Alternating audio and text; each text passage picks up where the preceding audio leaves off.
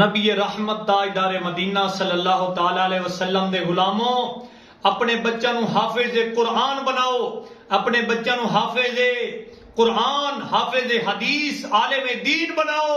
اگر تواڈے بچے حافظ قرآن بن گئے، عالم دین بن گئے، تواڈے واسطے ذریعہ نجات بنن گے۔ کائنات دے اندر سب تو اعلی انسان میرے پاک نبی نے فرمایا خیرکم من تعلم القرآن وعلمہ، میرے آقا فرماندے ہیں سب تو بہتر ہوئے جس نے قرآن پڑھیا اور دوسرا نو پڑھایا۔ اپنے بچوں نو قرآن پڑھان والا بناؤ، اپنے بچوں نو قرآن پڑھان والا بناؤ۔ نبی رحمت تاجدار مدینہ صلی اللہ تعالی علیہ وسلم نے دیکھیا کہ ایک انسان سورت اخلاص شریف دی تلاوت کر رہا سی، پڑھ رہا سی، قل هو اللہ احد اللہ الصمد لم یلد ولم یولد ولم یکن لہ کفوا احد۔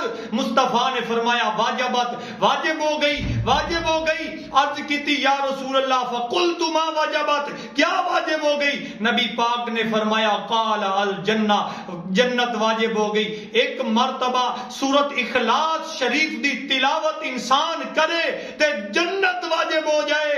جو انسان پورے قرآن دی تلاوت کرے اللہ اس دے گناہاں نو معاف فرما دیندا ہے اور اس نو جنت دے اندر اعلیٰ تو اعلیٰ مقام عطا فرما دیندا ہے۔ توجہ کرنا، نبی پاک علیہ الصلوۃ والسلام نے فرمایا کہ حافظ قرآن ایسے 10 انساناں نو جنت وچ لے جائے گا۔ جنت جہنم واجب ہو چکی ہوئے گی، او قرآن دی برکت دے نال، قرآن حافظ قرآن دے وسیلے دے نال، قرآن پاک دے وسیلے دے نال اللہ انہاں نو جنت دے اندر اعلیٰ تو اعلیٰ مقام عطا فرمائے گا۔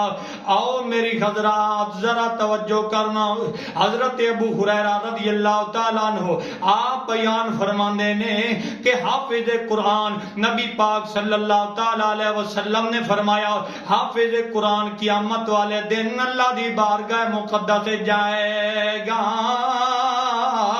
قرآن بھی آ جائے گا، قرآن عرض کرے گا مالک و مولا ان خلعت عطا فرما۔ اللہ عزت اور کرامت دا تاج حافظ قرآن نو پہنائے گا، اللہ دے حکم دے نال حافظ قرآن نو عزت دا تاج پہنایا جائے گا۔ عرض کرے گا مالک و مولا اور عزت نال نواز دے۔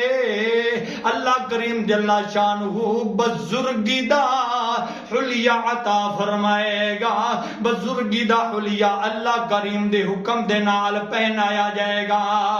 علماء کتاباں دے اندر لکھ دے نے کہ حافظ قرآن اللہ دی بارگاہ مقدس دے اندر پیش ہوئے گا، اللہ کریم فرمائے گا حافظ